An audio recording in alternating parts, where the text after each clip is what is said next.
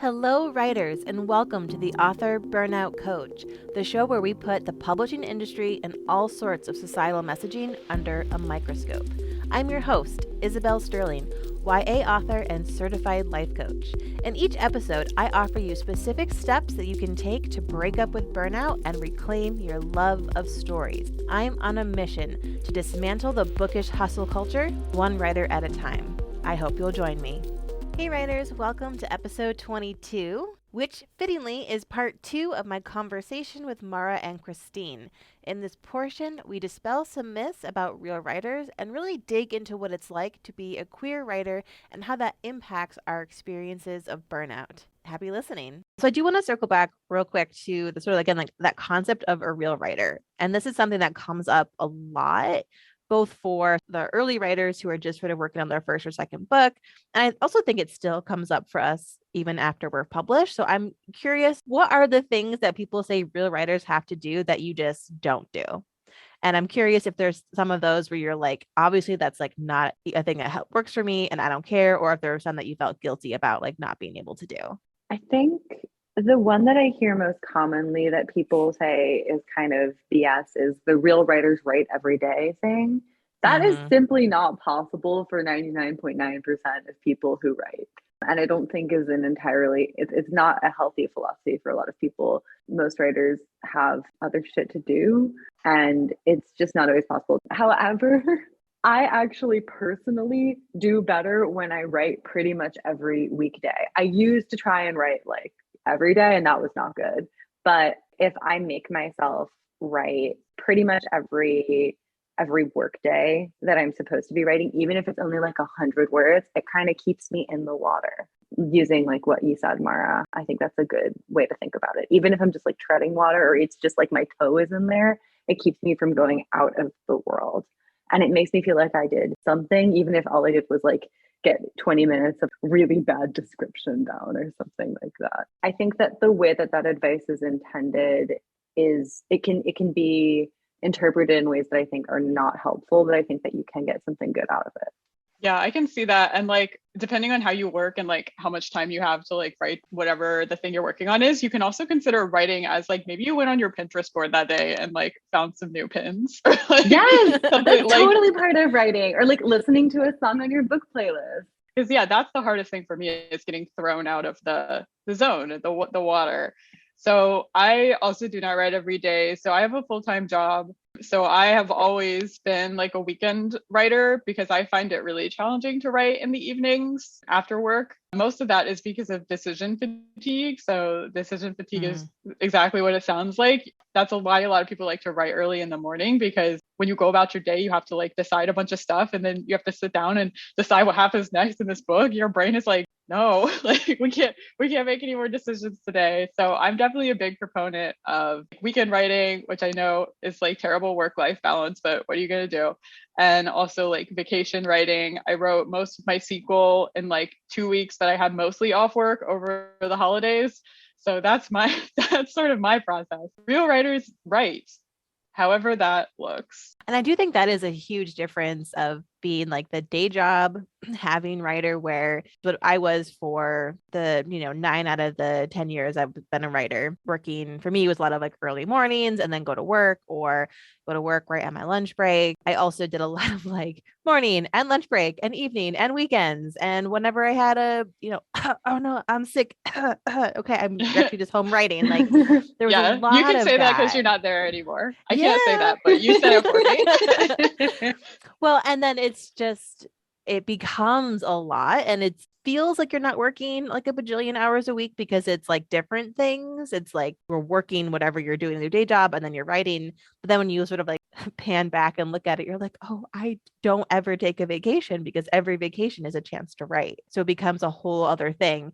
And then I think when you sort of shift to writing becomes your main job, which has been my kind of life for the last like 2-ish months, which again, it's slightly different for me because I am also like taking care of a 2-year-old who only has daycare twice a week. And so I don't get to just sit and write during the day. I have to write either early morning before he gets up, when he's napping, or after he goes to bed, because there is no writing when he is awake because he's 2.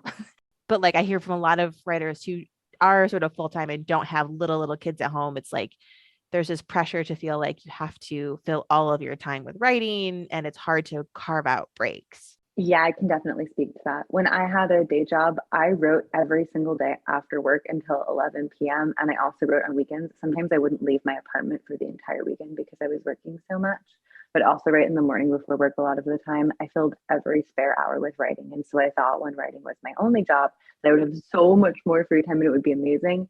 But I also put a ton of pressure on myself to fill those hours because I was like, I know how much I desperately wanted these hours. And it was actually, it's not really sustainable. I personally cannot write for that. Like I can write for like a fair amount of hours in a day if I am focused and I know what I'm doing and it's going well, but it's just not, I can't just sit down and turn it out. And I felt really guilty about that for a long time, but some days I just can't manage it. And also for like personal reasons and like mental health reasons for me, I've pushed up against my own limitations in like such painful and horrible ways over the years. And learning to accept that, like, due to the way that my brain chemistry works, there are going to be times where I just can't do as much as I could do during other times, technically, even if I have the exact same amount of free time. It's hard, but it's also kind of freeing to accept that it's just not always going to be viable. It's not always going to be the same. And then, of course, when you factor in like added responsibilities of having a kid or having a demanding like life, having stuff that isn't even necessarily a job, but also is a job because, you know, being a parent or a foster parent is a job, and like having to deal with like general admin stuff of living in an apartment or a house is a job. Everything is a job. People also just like don't account for that, I think. And I feel like it's touching on something like this because this is something I also think about. Even though I have a full-time job, I feel like I will get in this cycle of like I would be so much more productive like if I didn't have this job. Like with writing, I'm like, think about how much I would write, and like it's true, I would write more probably. I mean, I hope so. Like I would write more, obviously, if you don't spend like 40-50 hours a week doing something, but also our output is limited. Like, yeah, if you have, even if you had all the free hours in the day, you're not going to be able to write. I mean, I don't know, maybe somebody can. Some superhuman would be able to do that. But like the average creative brain is not going to be able to do that. So it's entirely okay to have that time to be a person because you're not going to be coming up with brilliant things every free second that you get. Yeah, I completely agree with that. And I think that also like we live in a really damaging world of like productivity culture where you're encouraged to take every possible thing about yourself and your life and think about if it's monetizable or not, if you can turn it into a brand. And that's because we live in a late stage capitalist hellscape where nobody gets paid enough money for the labor that they do, except for like very, very few people who aren't using that money for good. And so it can start to feel like you're not always trying to make every possible, to min-max your whole life, then what's the point? And, you know, the point is that it's your life and you should be able to do what you want with it. And to a certain degree, like I'm realizing I have a lot of metaphors. I just speak about writing in metaphor, but a thing that I say a lot is like a book can be underbaked. And books need time in the oven. So think about it just from the perspective of like, because this happened, I get this a lot. I feel like I have to finish this book now. With my first book, I think I worked on it for about 5 years before it sold. And I spent at least 3 of those years thinking that if I didn't finish it now, it was never going to sell because someone else was going to sell a book with the exact same idea. In retrospect, that's kind of an unhinged perspective for that particular book because that idea was so bizarre. Someone was going to have the same idea. But like, that's always how I feel. I'm always like, oh my God, like I'm going to get scooped, or I'm like, I would literally be like, all the agents are going to be like taken, you know, they're all going to have like full client lists. Like why fantasy is going to collapse. Like I had all this stuff that I was like, if I don't sell this in like a year, or like if I don't finish it in a year, the odds are that that's not going to happen. And your book will need that time in the oven. And that is not something you have control over. You have control over getting yourself to sit down and work, but also literally sometimes it just takes an idea time to bake, no matter what you're doing. So it's in your best interest to be a person because that'll probably enrich your book by you having human experiences in the world, and just being a full person will be a good thing. I'm pep talking myself here because I always do this. Well, and I know for me, like too, it's been interesting having been somebody who was writing, I started writing in 2012 and could pretty much do a first draft in like a month or two. And then I spent, a lot of time revising. That was sort of like the bulk of my process, and it still is. But now to look at this past year, and I've been working on the same book all year, just the first draft, but I've like would get like 10K in and be like, this isn't how the story goes, and have to scrap it. And then get like 25K in and be like, no, this is not the right story, and have to scrap it. And now to finally be at a place where I'm finally coming up to the midpoint like soon, but like it's so strange to be somebody who was like always hitting deadlines and like doing all these things. And then now it's like, this is a story that needed time to figure out what it was going to be. But then I think I also lost a lot of time because I was spending so much time like upset at how long it was taking, and upset that it was like not coming together and like this wasted effort, and having to sort of like do that back and forth of coach myself into this is what we're doing. And so I'm like actually finally to a place where like, oh, I think this is actually going to get to the end of this book, and really letting go of all of the like shame that wants to come up. And even like my previous agent who had sold this book like actually emailed me today and was like, hey, what season is that book coming out in? And when is it going to be through like line edit? And I'm going to have to email her back and be like, still working on the first draft. Don't worry about it. I'll let you know. Don't worry about it. It'll get done when it gets done. Yeah. We have the same process as Isabel, and the same thing happened to me where I have become a much slower writer. But this is what I tell myself. Whether or not it's true remains to be seen. Theoretically, I've also become a better writer, and I am also much more prone to getting in 10K in and like starting over, getting like 20,000 words in and being like, nah, still wrong, still wrong, still wrong. But I think it's because I'm better at catching things earlier. Whereas before I used to write fast, but I would just barf up an entire draft. And so I was like, I'm accomplished. I did an entire draft. What was usable in that draft? Absolutely nothing. Yeah. So, my theory is I'm saving myself time in the long run, but that is such a good point that it's very frustrating to start over and that you lose time being mad about how hard it is, because I'm very guilty of that. I will just be like, I'm so annoyed at how long this is taking, blah, blah, blah. Like, where is that getting me? Again, it's not like we have to be productive, but it's like, this is unproductive and also like not fun and like not good for my mental health. Like, I should just accept the process. You really do have to trust the process to some degree. And it's very hard to do that when you're like, the process needs to work now. Yeah, that's kind of the danger of writing something under contract sometimes. If it needs to come out in X time and X season, then I'm like, well, all right. I'm frantically turning up the oven and like wafting my hand in front of it, like, can we hurry it up here, please? Bake faster. Yeah. And as we all know, we've all seen Great British Bake Off, from like, you can't just like make something bake faster. You could try. Yeah. Well, and I think that's also just real quick, like where like, things need to come out in certain seasons and all of that. And I think for me with this book in particular, like I just had to let go of like, this book is for sure going to get bumped a season or a year. And I just like made peace with that. And I was like, it's gonna, my money's going to come later. I'm just going to have to be okay with that because I can't physically get it turned in. Like it's not coming together. So that was also like a thing that I had to be like, just decide that I was okay with, and I wasn't going to be like, there's a year between my books, or like, an extra gap. So there's like 2 years between books potentially. And there's so many things that publishing tells you is so bad about that. But I don't know. I'm kind of just like, fuck it. I'm going to do it when I'm going to do it, and not in a way that's like I'm shirking my duty or shirking my readers, because I want to give them a good book. But I also like, I'm not going to let publishing bully me into turning in something that's not good. Yeah. I mean, as I've been saying, it's your name on the book. Yeah, exactly. Yeah. And you only get the one book, like out of that idea. You only get the one version of that you get to put into the world. Unless you're Stephanie Myers. You get like 3 Twilights. Actually, I wanted to do it from another point of view. My God, imagine. I don't want to do that with any of my books, though. Actually, they would be like, can you write another point of view? No. Oh, meanwhile, I'm just like, let's make there more POVs in the same book, so I can just have my cake and eat my cake, and then scream silently in frustration about adding all of these extra problems into the mix. I do feel like sometimes there's this one like book idea that I tried to make work for a year and a half that I recently just was like, it's not happening, like a month and a half ago.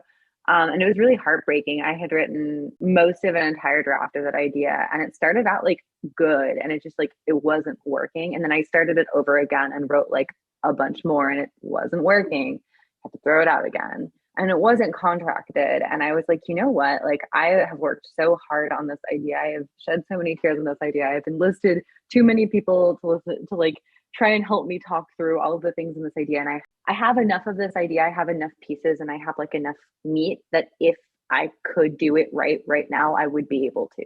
Like, it's not that I'm missing some piece that will make it click together. There's something bigger.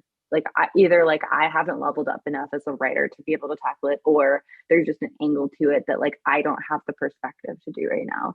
And it was so heartbreaking to let that go, because I had like cleared this idea with my agent. I had worked so hard on it. I had spent very valuable and important free time to me. I worked on this book on vacations in between deadlines for other books. And everyone I talked to about it would get really excited about it because I loved the idea so much and they thought the idea was cool. And I was like, this will be such a fun thing for me to do. And you know what? The same week that I let it go, I got a completely new idea for something that started filling in really fast that I loved and that was totally unexpected. And that I never would have been brave enough to try if I hadn't spent so long hammering at something else to the point where I was like, fuck it, I don't care. Fine, we might as well. Yes. I love that. Trust the process. I love that. The week I let it go, I was like, oh, maybe it's like my brain was like just waiting for me to be like, it's okay. It's okay. You don't have to say goodbye forever, but you have to say goodbye for now. And now I will reward you for doing something healthy. Wait, this is like a real thing though. Like, and I find this even works for like if you're struggling with a book, even if you like feel that the book is going to work right now. If I get really frustrated with a book, I'll like mentally give up on it.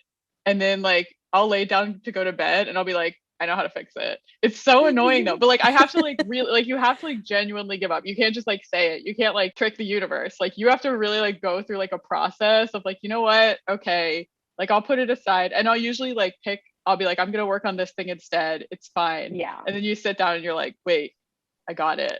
It's so annoying, but it does work. So I'm glad to know this works with giving you this can also work with giving you other ideas too. Well, I just feel like there's only so much my brain can hold at once. And when I put that down, there was room for me to pick something else up. Yeah, that makes sense. Yeah, my brain is very one story at a time. And I've been having a lot of, it's not to the point of anxiety, but I've had a lot of like, oh, I have no idea what I'm doing after this book. And I literally have no idea. Like I have like little ideas, but nothing at all that like I could say like, yes, that's what I'm doing next. But I also know that this is how my brain works. And as soon as I finish this first draft and get it turned in, then my brain will like light up with all the things, but it's sort of like protective of like, I'm not going to like fill you with extra ideas until you get this one done. That's how my brain works too. And it's funny because I will be able to tell in retrospect that my brain has been working on an idea for a long time, but it won't like give me the idea until I'm like, I've cleared the way for it. But I have like a document where I write down quote unquote ideas for my next book. And it's like, nothing makes any sense. And then eventually when I'm working on the next thing, I'll go back and look at that. And somehow my brain like put it all together into this like bizarre thing. I'm like, this is so weird. Yeah. I tried to explain this to my agent and it was very me, the person who's trying to, you know, make her money by her selling my product. She was like, I'm just going to take your word for it. Cause I was like, trust me, one day this is all going to come together. And she was like, all right, whatever. I guess we'll see. She's like, okay, this is who I agreed to work with. Great. Love that for me. Oh, I'm long past the point of being like, my agent's going to think I'm unhinged. Now I'm like, my agent knows I'm unhinged. That's their job. They just have to deal with all of us being ourselves. Oh yeah. Yeah. Well, and now I signed with a new agent in January, but until I get this book done, I can't like write anything for her to sell. So I'm trying to watch where like the guild's trying to come in and be like, no, she knew I had to get this book done. Like she agreed to this. Yeah. She'll wait for you. We're all good. All right. So I know we're coming up at about an hour. So I have one more question and then I'll open up if there's like things that you'd wanted to talk about that didn't come up. But this episode is going to come out on the first Tuesday of June, which is of course LGBTQ plus Pride Month. And as people who are part of the community and write characters in this community, I was wondering if there's anything related to burnout. Like does being part of this community give you like extra pressures that might contribute to burnout that maybe cishet authors don't have to worry about? Or does that influence at all kind of how you interact with your books and with the wider bookish world? Short answer, yeah. Yeah. It can be really difficult. I think a lot of people have spoken about this far better than I ever could, but it can be really difficult to feel the need to share incredibly personal information about yourself online so that people will take certain facets of your work seriously. There's stuff that I feel like I want to kind of be able to write about characters and about experiences that are really important and meaningful to me. But I get scared about one of the reasons I had to like kind of take a step back from like reading reviews and stuff like that was because it felt like people weren't just judging how well I had done on like a craft perspective. It felt like people were judging me and judging like parts of me that I was taught were like shameful or wrong or just different when I was a kid that I had to like learn how to love and embrace. And so I was like, I can't let anybody tell me that these things are wrong again. I can't let someone tell me that I'm wrong to exist the way that I exist ever again. I have to find a way to remove myself from that. It's too much, you know? You don't owe anybody that. Yeah. Yeah, so I think I've said this before in like other places, but one thing I discovered when I published my book was that if you say a book is queer, people will take it as a challenge. And it's not meant to be a challenge. It's not meant to be, I said my main character is a lesbian, therefore I own lesbian representation. This is the end all be all. Sorry, everyone else. This is the only way to do it. And also, I invite you all to come in and decide whether or not it's valid. Not whether or not, you know, it's kind of like well done from like a craft perspective, but people are just like, are you doing it wrong according to my standards? I think a lot of it just comes from a place of not seeing yourself represented. And so people like, because I've also done this, you just don't see yourself represented a lot. So then when you finally do, there's so much pressure on like the one character or the one book. And you're like, I hope this will like be the one for me that encapsulates all my experience. But the point of diverse books is that we're going to have a bajillion different facets of every experience, and we need all of it out there, and we still don't have enough. Like, I don't know when enough will be, but maybe never. Like, we just still don't have enough. And I think that's a really big part of it, is that every book still feels so important, which is they are, but it's too much pressure to put on the author. And like in my case, the one character in this like silly little book that's like, you know, the book is like kind of silly, and I'm like, yeah, this book, like the book is genuinely like not that deep kind of, and it's like that's a lot of pressure to put on like my little like fantasy book. And so it really impacts the way that I write for sure. And I also specifically tend to write like romance between two girls or women, and the way that people treat that romance is very different than the way they treat a lot of other romances. So you just sort of go into it knowing that people are going to like write this romance off or like not care about it, because like people don't really like care about it sometimes. I don't know. It's just like the way that that romance is treated differently. It impacts creators when they just sort of know that they're like, is there even a chance that this would get the same sort of mainstream traction that another ship, or like if they're writing a character that's like very underrepresented, the only one of their identity that they know of in young adult fiction, it's very hard to know that people are going to put so much on your one character. Again, maybe your book isn't supposed to be that deep. You just wanted to write like a fun comedy or something, and now it has all this expectation on it. Yeah, I agree with all of that. And I also think that there can be, specifically within the larger umbrella of queer identities, there have been cases of like outings within the community that I think are unacceptable and super messed up and still happening regularly. Well, and there's so many like kind of facets to it, because there's the reader side of things and what readers are doing with and it's not just readers who will try to out creators. Sometimes creators do it to each other, which is a whole nother thing. But then there's also sort of like what sales and marketing says, and sort of the undertones of trying to balance, like, do I write characters who are like me and who hold part of my identity, or do I want to be commercially viable? We're seeing places where those are not mutually exclusive, but they're sort of still portrayed that way. So you're sort of like thinking about it. And it's like, would I have sold better if I had done this? Is it about that? Like, is this lack of marketing because of my identity, or is it just publishing being publishing? And it sort of gets all up in your head. And then I know for me, I think about, I could spin out on that for days and hours and weeks, but am I really going to write straight characters? No. So then it's like, it's kind of becomes a moot point a little bit, because like I'm just not gonna do it. I'm just not interested. Am I really gonna do that? Let's be real. Yeah. Like, no. Like, might I make more money? Maybe. Will it kill my soul? Definitely. Yeah, that's sort of where I came down to. Like I said, like I alluded to, it feels like romance between like two women. Like I will say, like I'm being very specific, but like any sort of romance that's not like a straight romance between a cis woman and a cis man. Like if you're writing anything that's not that, you're like, well, I feel like 70%, it feels like, I don't know if it's true, it feels like 70% of readers are just going to pass right over it. And so it's kind of like, yeah, like you said, you get into that cycle of like, and I think this is something like a lot of authors deal with, like, was it the marketing, and the marketing had nothing to do with that?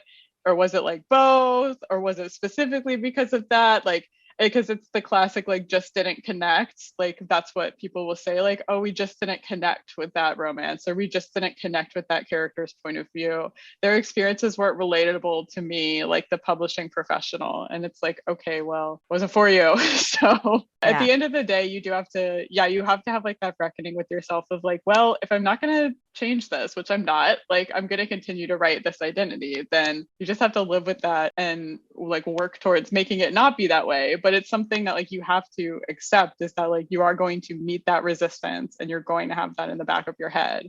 And so you're going to have to like work against that actively. And that takes a mental toll. Yeah. I think that it's been really notable to me that I have written a lot of bi characters who have been in a lot of different kinds of platonic and romantic relationships, and the way that each of them is treated so differently by readers based on their relationship status and based on their gender is really interesting. And what people seem to think counts as a valid queer character and what doesn't, what gets just ignored. And the pressure is astronomical and scary. Yeah. And I think there's the people who don't connect and who have all the sort of like negative stuff, but then for the folks who do and who are part of the community and will resonate, it's easy to feel a lot of pressure of like wanting to show up for them. And like for readers who say, if I have like a secondary character who like shares their identity, but doesn't share mine, and I'll get like, well, when's that going to be the main character? And then I'm like, I don't like feel like I'm in a place to write that as a main character, but I don't want to invalidate their need for it. So like when that does come up, I try to point them to books that already have that. But especially for, trans folks, there's becoming more, but still not a lot. And especially not a lot of books by and about trans women. That's really hard to find. Is there anything about burnout we didn't talk about? Any final thoughts before I ask you to tell the people where to find you online? I think that burnout doesn't mean that you are broken and can't write books anymore. Amanda, my co-writer / best friend, has said to me multiple times, she's like, you're not a machine, you're a person. You can't break, you just need different things at different times. I love that. Yeah, that definitely happened to me after my first book came out. Because I journal, so this is a great tool. I highly recommend keeping a writing journal, and reading it back is very funny. If you're like me and you're very dramatic, you're like, oh my goodness, like she was really going through it. Yeah, my journal from like debut year is kind of performance art. Like it's kind of a masterpiece. In my like post debut state, I wrote more than once the words like, I think I'm broken. I think my brain is never just going to have another idea again. And I think I'm never going to write anything worthwhile ever again. So period. And then you scroll for like 2 weeks after I did what? Rested and like read and watched TV and like consumed content. I even had a call with my agent, and I was like, oh my God, like I don't know what to write. Like I took a month break and I still haven't thought of anything. And she was like, okay, so keep taking a break. Cause like, I don't have any books under contract. And she was like, great, keep taking a break. Like, just keep doing that. And then guess what? I had an idea. Like, you can't break. You're not broken. Well, yeah, and then I think the really key thing there, I want to highlight two things. One, I highly recommend journaling, even if it's just like, I fucking hate all this shit, and it's just like all the angry thoughts, like whatever it needs to be. I think it's so, so helpful to get it out of your head and onto paper or onto screen. So, so helpful. And the second thing is we try to like take a break, but if we spend the whole break feeling guilty about taking the break, it doesn't actually rejuvenate your brain. So you've got to actually kind of make peace with the fact that you're not doing things intentionally, I think is really important, or else we do a lot of like taking breaks, but they're not actually breaks. They're just stress holes. Isabel needs to coach us both because, yeah, I'm like, you've really made me think about like the amount of time that I'm not working, but then I'm just like mad that I had to take a break. And I'm like, well, that's not productive. Like, I'm just mad that I took a break because I was stuck. And then I'm just mad that I'm stuck. That doesn't help you get unstuck. Newsflash, everyone. Yeah, because it's not work and it's not a break. So it's just sort of just like mind fuck of yuckiness. Yeah, just suffering. I'll be like, go take a walk. And I'll like go like circle the block while being like, I'm so angry that I'm not working right now. I should be doing more. Why am I not doing things? This is so bad. That's not a walk. I've noticed a really big thing for me. So like, here's my brag about myself is that I'm like really good at falling asleep. I hope that never changes. So like, I'm pretty good at turning off my brain and going to sleep when I want to go to sleep. And I've noticed that I get so many ideas right before I fall asleep, or like right when I lay down. It's because I like the second I turn off my brain, it's like, guess what? I knew how to solve this all along. Like I got the answer for you, but you have to like, so whatever would work for you, maybe like meditating, or yeah, like going on a walk and like actually getting into a meditative walk state, like showering, all that stuff works for me. And just like, yeah, once you switch it off, you will be surprised how well your subconscious works. But sitting there getting mad, this is just me pep talking myself again. Sitting there getting mad doesn't help. Who would have thought? It's incredible. All right. So tell the people where they can find you. Of course, I'm going to link all your books in the show notes, so they'll be able to just click and do all that stuff. But like, where do you hang out? Where do you want people to follow you? Or do you want them to just ignore your presence and just go read your books? Just don't perceive me. So I am on Instagram at Mara_Fitzgerald, and I am not on there very much, but you can follow me and see pictures of my Venus flytrap. I haven't seen those in a while. We need some updates. She's still kicking. Yeah. I gotta get some updates. Yeah. She likes the warm weather more. So once we're getting into summer, we'll get more Miss Venus content. Her name is Miss Venus, just so everyone knows. Very creative. Yeah, you can find me on Instagram at Christine Exists. Ironic considering me talking about not wanting to be perceived. And I'm there a reasonable amount. And I also have a newsletter that you can sign up for on my website, christinelynnherman.com, if you just want to get like sporadic, semi-unhinged updates on what I'm doing and what's happening to me. You probably should also go buy Mara's books because she's great. Yeah, go do that. Oh, go buy Christine's books and Isabel's books. I don't want to brag about myself, but I'll happily brag about my friends. Yeah, I think I'm trying to count. I think there's 9 books out between the 3 of us. Is that correct? So you have 3. I have 2. How many do you have, Christine? 4. Yeah, so 9. That's impressive. That's fun. I love it. I love that for wow. us.